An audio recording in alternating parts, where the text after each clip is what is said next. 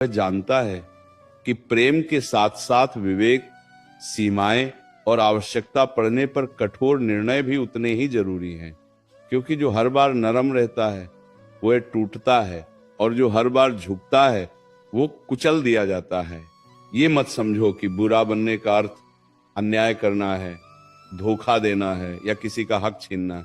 नहीं, बुरा बनने का अर्थ है अब हर किसी को अपनी आत्मा की चाबी न सौंप देना। बुरा बनने का अर्थ है अब हर आंसू पर पिघल न जाना।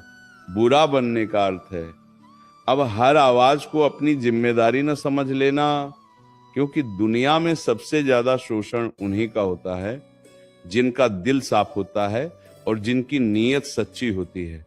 तुमने देखा होगा, जो ज्यादा बोलता है उसे चुप करा दिया जाता है, जो ज्यादा सहता है उसे और दबाया जाता है, और जो हर बार माफ करता है उसे कभी गंभीरता से नहीं लिया जाता। तब जीवन एक सवाल पूछता है, क्या अब भी तुम हर हाल में अच्छे बने रहोगे, या अब तुम अपने भीतर की सीमा खींचोगे? अब तुम यह तय करोगे कि कौन तुम्हारे करीब आने के योग्य है और कौन नहीं। राधा कृष्ण की वाणी ये नहीं कहती कि सबके लिए एक जैसे बनो। वाणी ये कहती है कि जो जैसा है उसे वैसा ही उत्तर दो। प्रेम को प्रेम दो, लेकिन छल को मौन नहीं।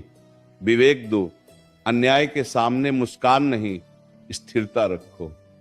क्योंकि जो हर बार क्षमा करता है वो कभी कभी अन्याय को बढ़ावा देता है, और ये भी एक कड़वा सत्य है।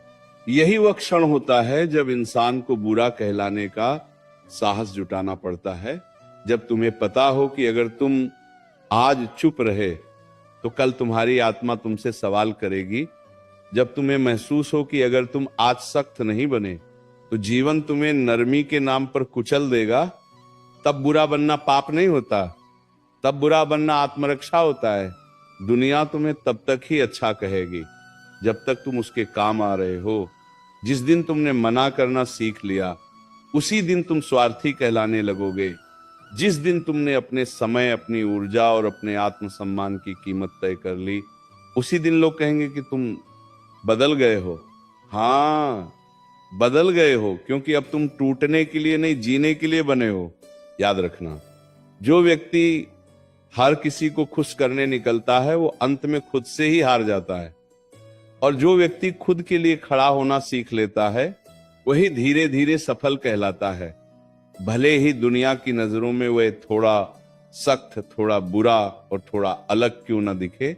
ये जीवन का वह सच है जिसे स्वीकार करने के बाद इंसान अकेला जरूर हो जाता है, लेकिन कमजोर नहीं रहता, क्योंकि अकेलापन इंसान को तोड़ता नहीं अगर भीतर स्पष्टता हो।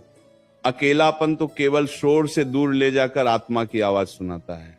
जब इंसान पहली बार ये समझ लेता है कि दुनिया तालियां अच्छे होने पर नहीं, काम आने पर बजाती है, उसी दिन उसके भीतर कुछ टूटता नहीं बल्कि कुछ जागता है।